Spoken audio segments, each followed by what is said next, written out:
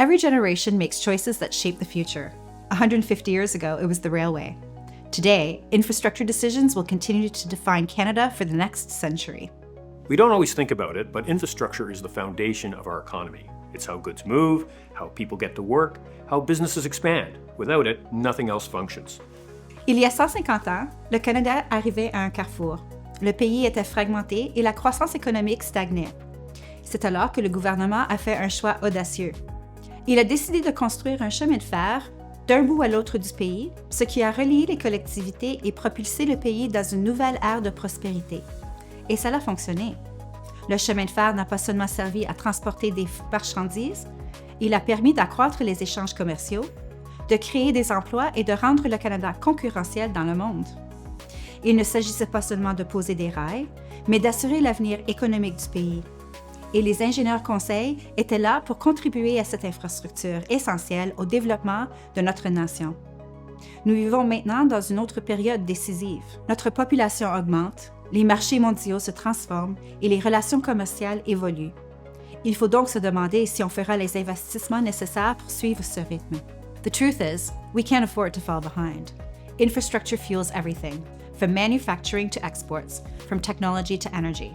If we don't modernize, we risk higher costs, slower trade, and fewer opportunities. And the numbers prove it. Engineering and design services contributed $61 billion to Canada's economy last year. That's a 12.1% rise since 2021.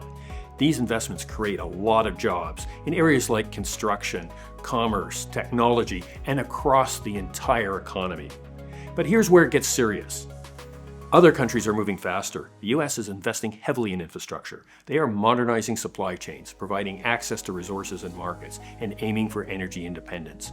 If Canada doesn't take action, we risk becoming less competitive, less productive, and more dependent on other countries. In 1867, Canada was largely an agrarian society.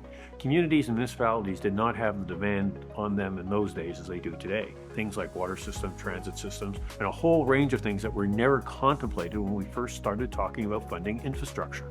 As John noted, public transportation was something that municipalities simply didn't have to contend with, yet they're so important to ensuring that communities stay connected. Without public transportation, you won't get home as quickly after a long day's work to spend time with your family.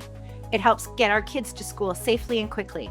And yet, the burden falls mainly on the lowest tax base. This is why the federal government has to step up and support infrastructure, not just connecting communities across the country, but supporting local infrastructure initiatives. And this isn't about political debates. It's about economic survival. The decisions we make today will determine whether Canada thrives in a changing world or gets left behind. There's another factor we can't ignore. Climate change is already affecting our economy. Extreme weather events are not only a danger to communities, but they also threaten Canada's economy with billions of dollars in losses. Supply chains are disrupted, businesses shut down, and infrastructure is damaged. We're already living it. Wildfires destroying entire industries, floods forcing evacuations, and supply chains breaking down. If we don't build resilient, climate-ready infrastructure, the economic impact will only get worse. And that's why climate action isn't just about the environment, it's about economic stability. Without storm-resistant roads and waterways, modern water systems, wildfire prevention, and clean energy grids, our economy faces new risks. Transportation alone accounts for 25% of Canada's emissions. Investing in modern transit and smart energy networks is also about saving money, improving efficiency, and staying competitive. Les États-Unis, l'Europe et la Chine investissent dans les énergies propres, dans l'infrastructure des véhicules électriques et dans les réseaux intelligents. Nous devons faire la même chose, sinon les coûts seront les plus élevés pour les entreprises canadiennes et les avantages commerciaux seront les plus rares. And here's the irony and the opportunity. We are a country rich in strategic minerals and precious metals. We need to be leveraging this opportunity, and the secret to that is investing in infrastructure. This is our railway moment. 150 years ago, leaders built for economic survival. Today, we need to build for economic and climate survival. The stakes couldn't be higher.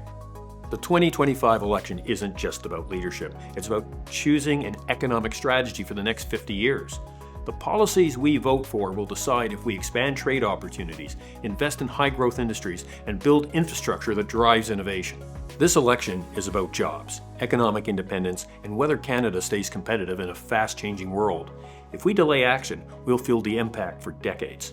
Le Canada a besoin de dirigeants qui savent que l'infrastructure est l'épine dorsale de notre prospérité économique. Le moment est venu pour nous d'agir et d'investir là où c'est important. Imagine a Canada where businesses can grow without outdated infrastructure slowing them down, where clean energy powers industries, where communities are connected and prepared for the future. ACEC and its members, Canada's consulting engineering companies, are building on our past To inspire a brighter future.